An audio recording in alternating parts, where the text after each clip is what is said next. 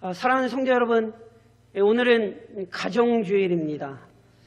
우리의 가정의 주인이신 하나님이시요, 또 우리의 가정을 날마다 돌보시며 머리 되시는 우리 주님, 그리고 우리 가정 속에서 언제나 역사하시는 성령의 위로와 평안이 올 한 해도 우리 각 가정에 충만히 넘치시기를 삼위 하나님의 이름으로 축원합니다. 특별히 오늘 이 가정주일을 맞아 무엇보다 믿음을 가진 성도들로서 우리에게 주신 가정을 세우는 일에 헌신하시고 충성하시기를 다시 한번 가정의 주인이신 주님의 이름으로 부탁드립니다. 이런 사명을 기억하며 오늘 저랑 이제 가정에 대한 이야기를 좀 하려고 합니다. 저한테들 우리 교인들 중에서도 그런 얘기를 많이 하셨어요. 목사님 참 가정 얘기 되게 많이 하신다고. 제가 가정 얘기를 많이 하는 목사가 아니라 성경이 가정에 대한 얘기를 무진장 많이 합니다. 저는 개혁교회 목사로서 성경을 풀면서 성경이 강조하기 때문에 저는 가정을 실은 강조할 수밖에 없는 것입니다. 그럼 가정이 왜 이렇게 중요하죠? 성도 여러분, 기억하셔야 돼요. 하나님께서 만물을 창조하실 때 인간 창조와 관련해 세우신 아주 분명한 질서가 있어요. 창세기 1장 27절 기억하세요? 저랑 한번 같이 한번 읽으실까요? 하나님이 자기 형상 곧 하나님의 형상대로 사람을 창조하시되 남자와 여자를 창조하시고. 아멘이시죠? 하나님께서 인간을 창조하시되 어떻게 창조하셨습니까? 남자와 여자로 창조하셨습니다. 그러면 왜 하나님께서 남자와 여자로 창조를 하시죠? 이어서 창세기 1장 28절이죠. 저랑 화면 보시며 같이 한번 봉독하실까요?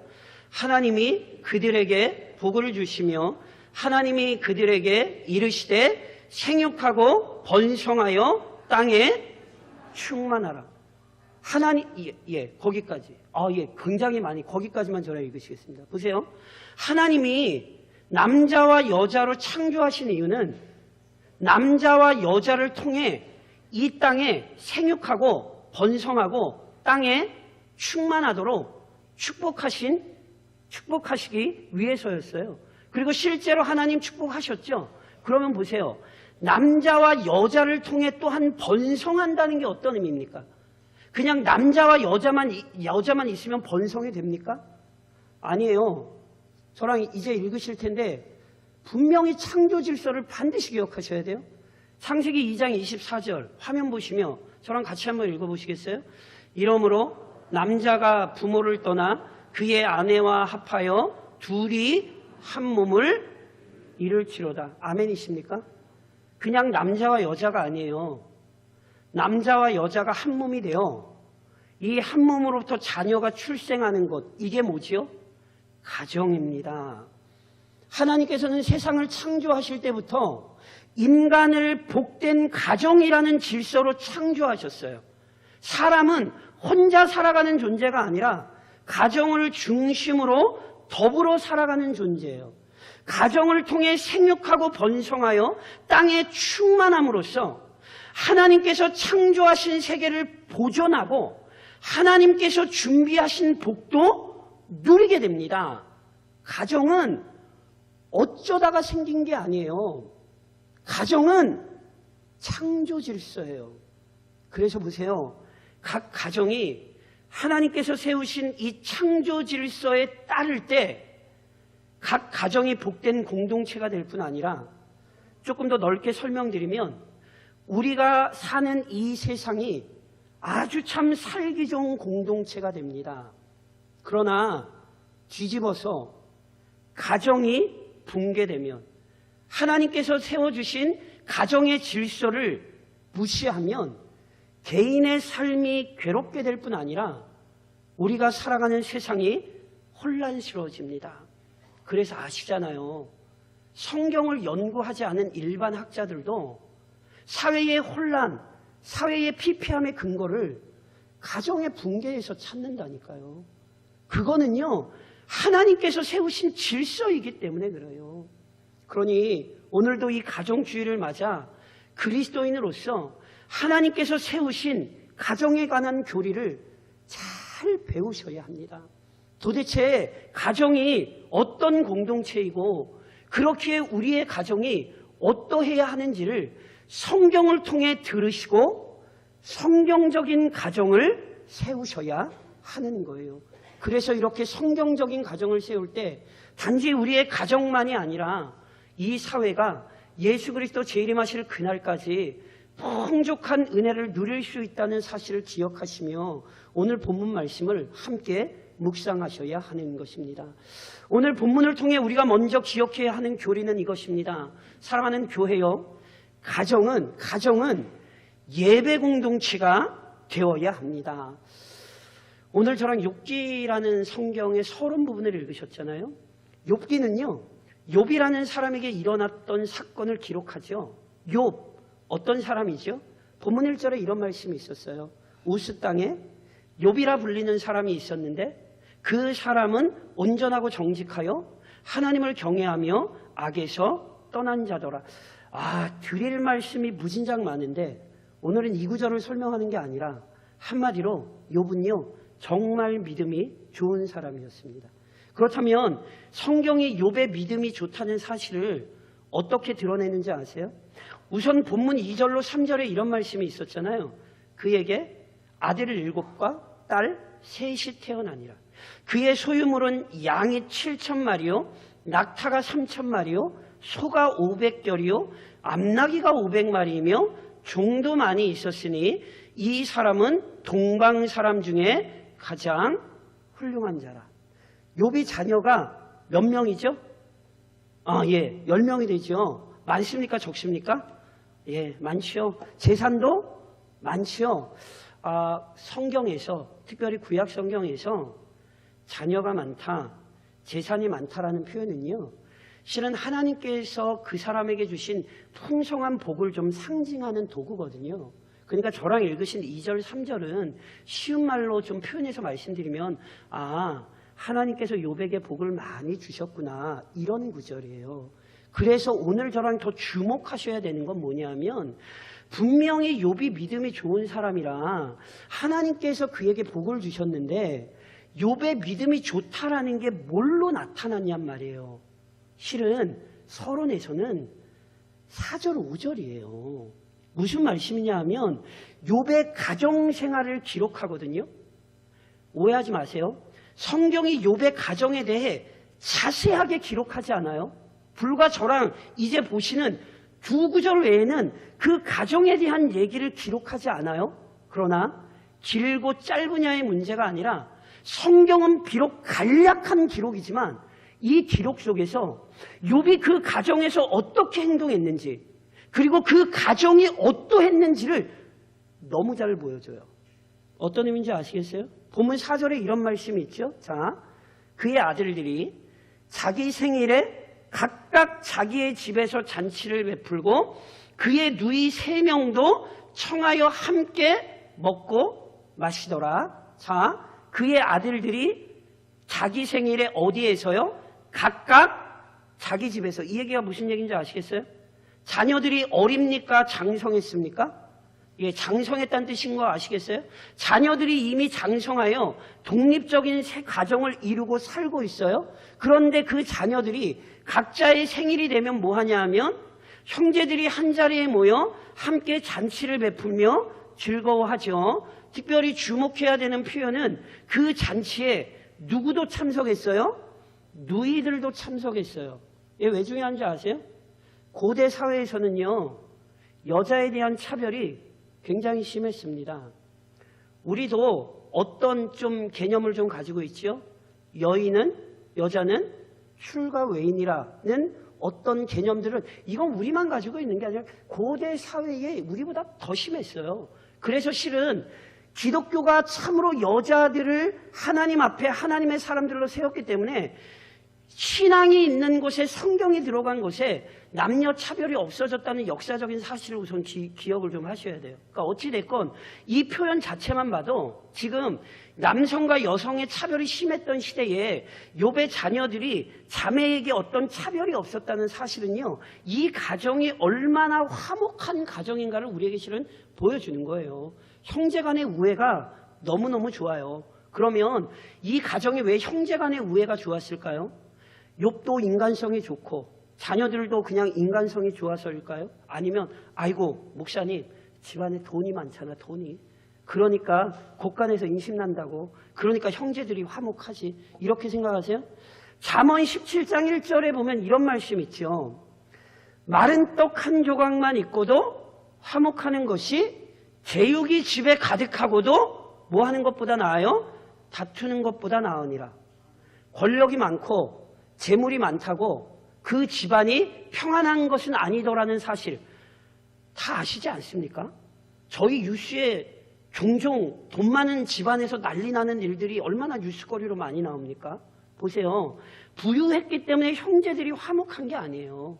그럼 도대체 이 집안은 어떻게 이렇게 화목한 가정이 될 수 있었는가?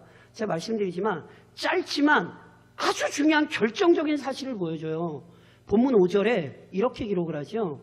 그들이 차례대로 잔치를 끝내면 욥이 그들을 불러다가 성결하게 하되 아침에 일어나서 그들의 명수대로 번제를 드렸으니 이는 욥이 말하기를 혹시 내 아들들이 죄를 범하여 마음으로 하나님을 욕되게 하였을까 함이라.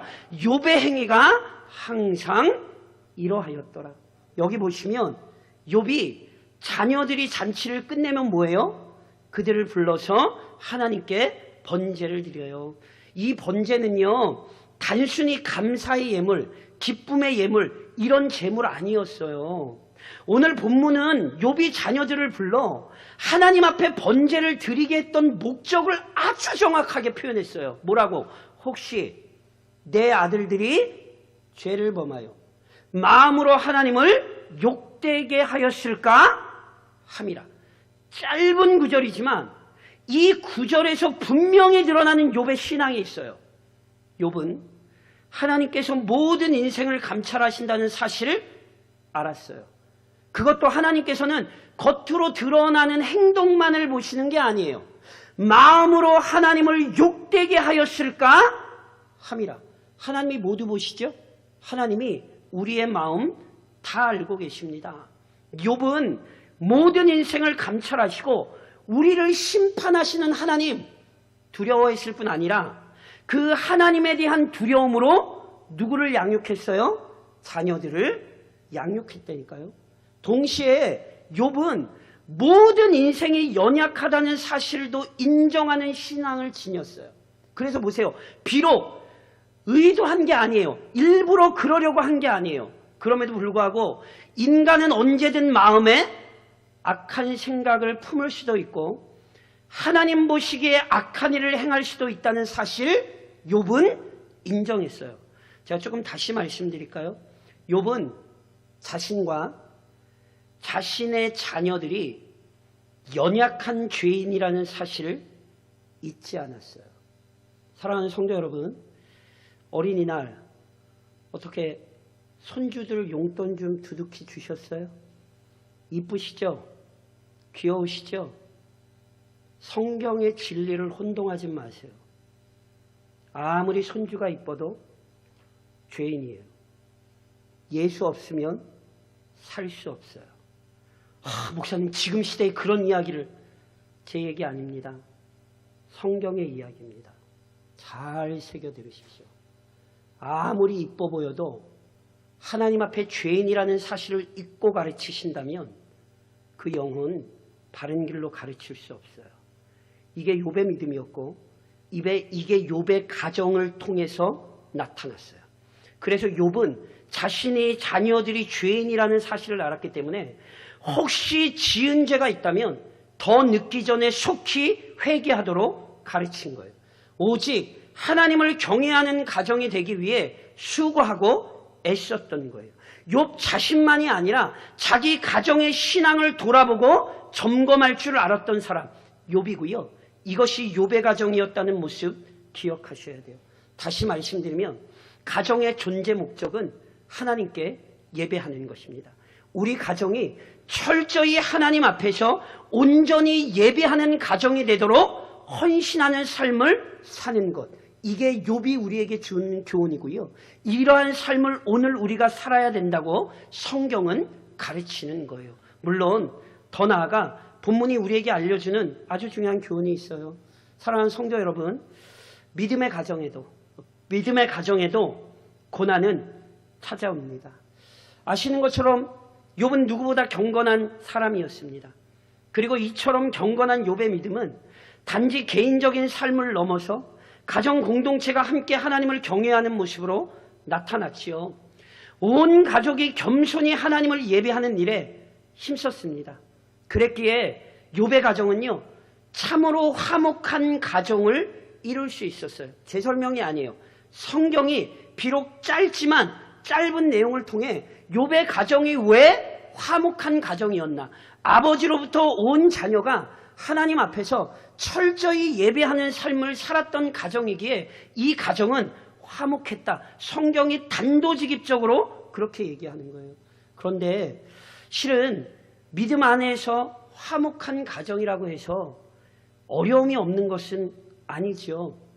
안타깝게도 하나님을 경외하던 욥의 가정에 우리가 아는 것처럼 끔찍한 일이 좀 연속으로 발생했습니다. 그래서 도둑대가 급습해서 욥의 소유를 훔쳐가기도 하고 그 많던 소유가 천재지변으로 한순간에 실은 사라지기도 했어요. 무엇보다 우애가 좋았던 그 자녀들이 여느 때처럼 맏아들의 집에 모여 화목한 시간을 보내고 있었는데 갑작스러운 사고가 발생해 한꺼번에 자녀들이 목숨을 잃는 일도 벌어졌지요. 게다가 욥 자신은 아주 심각한 질병으로 고통받아야 했습니다. 조금 이제 극단적으로 제가 좀 비유해서 좀 표현을 하자면 어떤 의미에서 보면 세상에서 가장 행복했던 가정이 순식간에 세상에서 가장 불행한 가정으로 전락해버렸다. 실은 욥기의 얘기를 실은 이렇게 설명드릴 수 있거든요. 그러니까 한순간에 찾아온 이 모든 괴로움, 욥의 마음이 얼마나 고통스럽고 힘들었겠습니까? 그리고 방금 이미 설명드렸듯이 욥은 하나님을 안 섬긴 게 아니라 누구보다 하나님을 잘 섬기는 가정을 세우기 위해 너무너무 열심히 수고했잖아요. 그렇죠? 그런데 이처럼 믿음으로 가정을 잘 세우려고 수고했던 가정인데 이런 가정에 순식간에 불행한 일들이 벌어지니 연약한 인간 편에서 보자면 하나님을 향한 원망과 서운함을 가질 수밖에 없는 상황이 분명해 보입니다. 그러나 잘 아시는 것처럼 욥은요 경솔하게 하나님 원망하지 않았고요. 자기 마음 지키며 인내했습니다. 물론 욥의 실수와 욥의 연약함은 욥기를 읽어보시면 욥기에 쭉 나와요. 그러나 어찌됐건 뭐 어떻게 생각하실지 모르겠습니다만 저는 그렇습니다. 욥의 믿음, 욥의 경건한 태도는요 오늘 실제로 우리에게는 참 보기 드문 신앙인의 자세, 신앙인의 태도가 분명해요. 오히려 욥기에 뭐 아니실지 모르지만 제가 볼 때 제 쪽으로 보면 저에게 오히려 익숙한 태도는 실은 욥의 아내의 태도입니다. 욥기 2장 9절에 보면 욥의 아내가 이런 얘기를 해요. 그의 아내가 그에게 이르되 당신이 그래도 자기의 온전함을 굳게 지키겠느냐? 하나님을 욕하고 죽으라. 욥의 아내에 대해서 어떻게 생각하실지 모르지만 실은 욥의 아내는 실은 마음의 상처를 심히 많이 받았어요. 그래서 실은 하나님을 믿고 섬겼지만 한순간에 가정에 어려운 일이 닥치자 이 여인의 믿음이 실은 무너진 거죠. 그래서 이 여인의 모습은 실은 우리에게 낯설지 않은 것이 어떤 의미에서 보면 사실이에요. 물론 갑작스러운 고난 앞에서 욥의 아내처럼 무너져야 된다 이런 말씀 드리는 게 아니에요. 오히려 우리는 욥의 모습을 본받아야 되고 욥처럼 신앙을 잘 지키는 모습을 좀 갖출 필요가 있죠. 그래서 실은 욥이 아내에게 했던 말이 우리에게 굉장히 중요하거든요. 욥기 2장 10절에 보면 욥이 아내에게 이런 말을 해요. 그가 이르되 그대의 말이 한 어리석은 여자의 말 같도다. 우리가 하나님께 복을 받았은즉 화도 받지 아니하겠느냐 하고 이 모든 일에 욥이 입술로 범죄하지 아니하니라. 자, 욥의 이 답변은요, 단지 아내를 책망했다라고 생각을 하시면 안 돼요. 아, 이 답답한 여자. 욥은 지금 이렇게 얘기하는 게 아니에요. 욥이 뭐라고 얘기하죠? 어리석은 여자의 말 같도다. 아내를 지금 어리석다고 정죄하는 게 아니라, 당신 어리석은 여자처럼 그렇게 말하면 안 된다고. 실족한 자기 아내를요, 실은 권면하고 위로하고 있는 거예요. 우리에게 복 주신 하나님께서 우리가 다 이해할 수는 없지만 일시적으로 좀 고난을 주신 것이니까 우리 지금 당장 힘들고 어렵지만 하나님의 손길을 의지하며 이겨내자고, 실은 욥은 지금 다독이고 있는 거라니까요. 물론 이 여인이 이후에 어떻게 됐는지 모릅니다. 성경이 기록하지 않습니다. 이러고 이 여인도 믿음을 회복했는지, 실은 어떤 학자들이 얘기하는 것처럼 집을, 남편을 떠났는지 모르겠어요. 나중에 천국에 가면 한번 찾아보세요. 있는지 없는지. 그러니까 잘 모르겠어요. 오늘 우리에게 중요한 건 보세요. 욥이 이렇게 영적으로 혼란스러워하던 아내 앞에서 믿음을 지금 보여주고 있다는 거예요. 실족한 아내 앞에서 입술로 범죄하지 아니하므로 고난 중에서도 어떻게 믿음을 지켜야 되는지 먼저 욥이 앞서 믿음의 길을 걸으면서 실족한 아내를 권면하고 위로하고 있다니까요. 그리고 우리는 실은 이 욥의 말이 진짜로 틀리지 않았다는 사실도 잊으면 안 돼요. 무슨 말씀이냐면 실제로 욥의 가정에 발생한 사건 우연히 발생한 것 아니거든요. 욥기 1장 9절로 10절에 보면 이런 말씀이 있잖아요. 사탄이 여호와께 대답하여 이르되 욥이 어찌 까닭 없이 하나님을 경외하리이까? 주께서 그와 그의 집과 그의 모든 소유물을 울타리로 두르심 때문이 아니니까. 욥의 고난이 왜 시작됐는지 아시죠? 사탄이 욥을 시기했어요. 욥의 믿음을 무너뜨리고 싶어서 하나님께 막 욥에 대해 비난했다니까요. 그리고 이것까지는 이해가 되는데 더 이해하기 쉽지 않은 것은 실은 아시는 것처럼 하나님께서 사탄의 시기를 이렇게 받아주시는 거거든요. 욥기 1장 12절에 보면 이런 말씀이 있죠. 여호와께서 사탄에게 이르시되 내가 그의 소유물을 다 내 손에 맡기노라. 다만 그의 몸에는 내 손을 대지 말지니라. 이어서 2장 6절에도 보면 여호와께서 사탄에게 이르시되 내가 그를 내 손에 맡기노라. 다만 그의 생명은 해하지 말지니라. 욥이 왜 고난받았는지 아시죠? 사탄이 괴롭혔죠. 근데 그냥 사탄이 지 맘대로 괴롭혔나요? 아니죠. 사탄이 누구 허락받고 괴롭혔어요? 하나님 허락받고 괴롭혔어요. 그렇다면 왜 하나님께서 욥의 가정에 이런 고난 허락하셨죠? 쉽게 대답하지 마세요. 성경은 답변 안 합니다. 성경 어디에도 하나님께서 욥을 이러한 목적 때문에 사탄에게 내어주셨다. 성경은 이렇게 우리에게 설명하는 구절이 한 구절도 없어요. 그래서 실은 정답은요, 몰라요. 물론 모든 걸 다 모르는 건 아니에요. 우리는 오히려 욥기 때문에 분명하게 이해하는 사실이 있어요. 그게 뭐죠? 하나님께서는 때로 믿음의 가정에 고난 주십니까? 안 주십니까? 고난 주십니다. 우리가 이렇게 믿음으로 살기 위해 이렇게 수고하는데 왜 하나님이 우리에게 고난을 주시나요? 모르겠습니다. 욥의 이야기는요, 믿음의 가정을 하나님이 괴롭게 하시더라는 거예요. 물론 이것만 듣지 마세요. 이어지는 얘기도 들으세요. 하나님이 괴롭게만 하셨나요? 아니에요. 하나님은 괴롭게만 하신 건 분명히 아니에요. 하나님께서는 고난만 주신 게 아니라 이 고난을 통해 실은 우선 욥의 믿음 성장시키셨어요. 분명해요. 그래서 욥기 42장 5절에 보면 욥이 이런 고백하죠.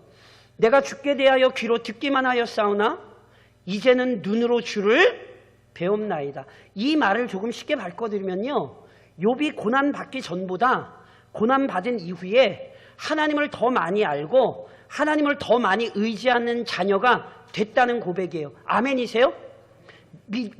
진짜 아멘이시죠? 끝까지 아멘 하셔야 돼요. 예, 욥처럼 믿음 좋아지고 싶으시죠? 아까보다 암이 조금 더 작아지는 것 같아요. 욥처럼 믿음 좋아지고 싶으시죠? 그럼 욥처럼 고난 받으시면 됩니다. 이게 성경이 가르치는 거라니까요. 우리가 고난을 두려워하지 않을 수 있는 이유는 정확한 건 잘 모르겠어요. 그런데 하나님께서 믿음의 가정에 고난을 주셨더니 그 고난 때문에 믿음의 가정이 무너지는 게 아니라 놀랍게도 고난 때문에 믿음의 가정이 더 견고히 믿음에 세워지더라는 거예요. 다른 건 몰라도 오늘 우리는 이걸 아는 거예요. 그래서 비록 믿음의 가정에 고난이 오나 우리는 묵묵히 하나님을 의지하는 믿음을 지키는 거예요. 왜냐하면 욥기가 그 결과를 우리에게 명확히 보여주거든요. 그래서 실은 야고보서 5장에는 이런 말씀이 있죠. 보라, 인내하는 자를 우리가 복되다 하나니, 믿음으로 참고 사는 자를 우리가 복되다 하나니. 왜요? 너희가 욥의 인내를 들었고 주께서 주신 결말을 보았거니와. 인내했던 욥에게 하나님은 더 큰 은혜를 주신 거예요. 그 하나님은 어떤 분이세요? 주는 가장자비하시고 긍휼히 여기시는 이신이라.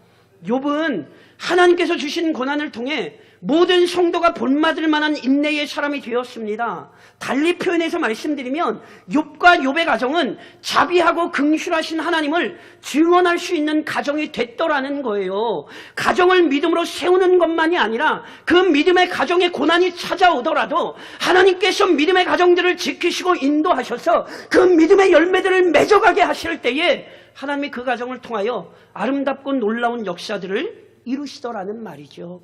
그러니 오늘도 우리는 분명히 소망해야 하는 거예요.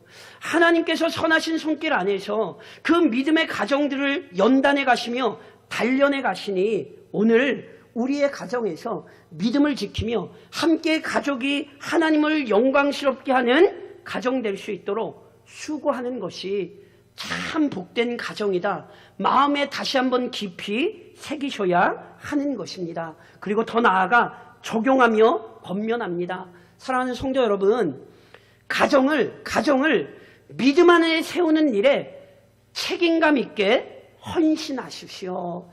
저를 좀 한번 따라 하시겠어요? 가정은 선물이다. 믿으십니까? 제 얘기 아니고요. 성경의 얘기예요. 가정은 하나님께서 주신 선물이에요. 하나님께서 가정을 통해 우리 각 사람이 믿음의 사람으로 성장하게 하시고요. 또 우리 각 사람의 가정이 예배하는 가정이 됨으로써 하나님께서 사용하시는 귀한 가정들이 되게 하십니다. 물론 우리 중에는 여러 가지 문제로 가정의 상황과 형편이 어려운 성도 있습니다. 불신 가족으로 참으로 힘겨운 영적 전쟁을 오랜 시간 감당하시는 성도들 있지요. 가정이 작은 천국이 되어 천국을 미리 맛보는 공동체가 되는 것이 이게 참 하나님께서 허락하신 가정의 복인데, 때로는 가정이 작은 천국이 아니라 가장 무거운 짐이 되어 있는 성도들 우리 중에도 있습니다. 성도 여러분, 도대체 왜 하나님께서 우리 가정에 이런 일을 허락하셨는지, 욥의 가정에 고난이 허락된 이유를 우리가 알 수 없는 것처럼 실은 우리는 다 알 수 없습니다. 그럼에도 성도 여러분, 우리는 고백해야 합니다. 우리 가정의 문제가 하나님의 선하신 손길 안에서 오히려 나의 신앙을 세우고요, 때로는 실족한, 때로는 불신 가족의 영혼을 회복하는 방편이 될 수 있다. 이 사실을 확신하셔야 합니다. 그래서 오늘도 욥이 보여준 것처럼 각자가 속한 가정에서 믿음을 보이십시오. 아직 믿음이 연약한 가족 또는 믿음에서 실족한 가족이 나의 모습을 보고 신앙 안으로 따라올 수 있는 본을 보이십시오. 또한 믿지 않는 가족에게 믿는 자의 구별됨을 최선을 다해서 보이셔서 하나님이 살아계시다는 사실 증거하실 수 있어야 합니다. 그래야 할 때 비록 부족하고 연약하지만 우리들을 통하여 우리의 가정이 회복되는 일들을 우리 하나님께서 허락하실 거라고요. 오늘 우리에게 이 책임감이 너무너무 중요합니다. 그리고 이 책임감과 관련해서 제가 오늘 지난 교단에서 나왔던 내용을 좀 하나 좀 말씀을 좀 드릴까요? 실은 우리 교단, 본 교단에 속한 다음 세대 목회 부흥운동 본부라는 기관이 있거든요. 그 기관에서 지난 4월 6일 저출산 극복을 위한 개혁주의 신학 포럼을 개최했어요. 제목을 잘 들으셔야 돼요. 저출산 극복을 위한 개혁주의 신학 포럼. 이 신학 포럼에서 다룬 내용이 뭔지 아세요? 저출산 또는 저희가 인구절벽이라고 얘기하잖아요. 이 인구절벽, 저출산의 문제가 단순히 이 사회의 문제가 아니라 교회가 바른 신학을 가르치지 못하고 실천하지 못한 데 따른 결과라는 사실을 인정하는 거였어요. 저는 아무리 뭐라 그래도 우리 교단이 정말 어찌됐건 이 시대에 신학적으로 바른 일들 많이 한다고 저는 확신해요. 개혁교단으로서, 개혁교회로서 철저히 성경에 따라 이 시대를 볼 줄 알고 우리 책임을 질 줄 아는 거예요. 그러니까 저출산이 단순히 애들을 적게 낳는 문제가 아니에요. 그게 곧 뭐의 문제냐면 성경적인 가정을 가르치지 못하고 성경적인 가정을 세우지 못한 결과라는 사실을 인정하셔야 돼요. 이게 개혁교회 성도들이에요. 그래서 그 포럼에 따라 우리 교단 신문이 이제 기독신문에도 좀 내용을 내고 했는데 제가 좀 하나 좀 읽어드리려고 그래요. 우선 출산 사명에 대한 교회 반성과 선언 이론서, 제가 이게 전체가 아니라 일부 글이에요. 보세요. 출산 사명에 대한 뭐요? 교회 반성. 인정하세요? 이걸 인정하는 게 믿음이에요. 교회가 이 사명을 감당하지 못한 거예요. 그러면서 어떤 말을 했냐면 출산 사명은 하나님 나라를 세워가는 기초이며 창조 명령이자 문화 명령이다. 저랑 아까 성경 구절 읽으셨잖아요. 창세기 1장 27절 28절. 그 명령이라니까요. 무엇보다 교회는 이를 실행하는 기관입니다. 아멘이십니까? 아멘이 작으시면 안 돼요. 이거 정말 아멘 하셔야 돼요. 저출산 문제의 책임 교회에 있어요. 하나님께서 가정을 바르게 세우게 하신 창조 명령, 문화 명령을 교회가 바르게 가르치지도 못했고 교회가 그걸 순종하지 못한 거라니까요.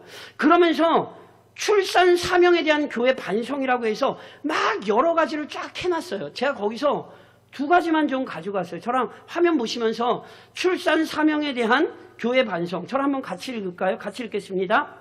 멜서스 인구론과 유사한 산하 제한 운동에 대해 교회는 성경적 출산에 관한 선지자적 제사장적 사명에 침묵했어요. 또 하나 읽으실까요? 또 하나 읽겠습니다. 낙태, 동성애, 비혼주의, 페미니즘에 대해 교회는 성경적 가치관으로 본 출산의 사명을 제대로 감당하지 인정하십니까? 이거 인정하는 게 개혁교회예요. 제가 말씀드렸잖아요. 실제로 우리 교회 와서도 제가 그 얘기 들은 것 같은데 우리 어르신들 기억하시더라고요.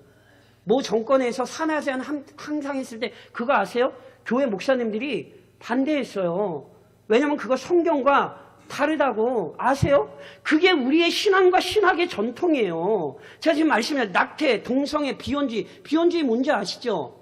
제가 이번 주에 이거 설교 준비하면서 끔찍한 결과를 제가 하나 좀 말씀드리려고 그래요. 지난 2일자 문화일보 기사에 따르면요. MZ세대, 소위 그냥 요즘 그냥 청년 세대라고 생각하시면 돼요. MZ세대 저출산 인식 여론조사에 따르면요. MZ세대들이 뭐라고 답변을 하냐면 미혼, 아직 결혼하지 않은 청년들 중에 결혼해야 됩니까? 말아야 됩니까? 라고 물을 때 자기는 결혼할 거라고 얘기하는 프로가 60%. 물론 이제 나이대에 따라 다른데 전반적으로 보면 60%는 결혼을 한다라고 얘기하고요. 40%는 결혼을 안 한다라고 얘기를 해요. 그런데 그것보다 더 심각한 내용이 뭐가 있냐면 결혼을 필수로 생각하는 청년들이 몇 프로나 될 것 같으세요? 전 너무 충격을 받았어요. 결혼을 해야 됩니다라고 생각하는 청년들이 몇 프로나 될 것 같으세요? 결혼을 필수라고 생각하는 청년들이 12.3%예요. 87.7%가 결혼은 그냥 선택이고 안 해도 된다라고 얘기해요. 누구의 책임이죠? 교회의 책임이에요. 교회가 바른 가정관을 가르치지를 못했어요. 우리 자녀들에게 성경적인 가정이 어떤 것인가에 대해 들려주지 못했고, 남편과 아내가 한 몸이 되어 한 가정을 이루며 자식은 여호와의 주신 기업이요 태의 열매는 그의 상급이라는 영광스러운 성경의 진리들을 교회가 가르치지 못했다고요. 아니 10명 중에 그러니까 10명 중에 한두 명만이, 그러면 그 10명 중에 7, 8명 중에 믿는 청년들이 없을까요? 다 교회 안에 있다니까요. 제가 말씀드렸잖아요.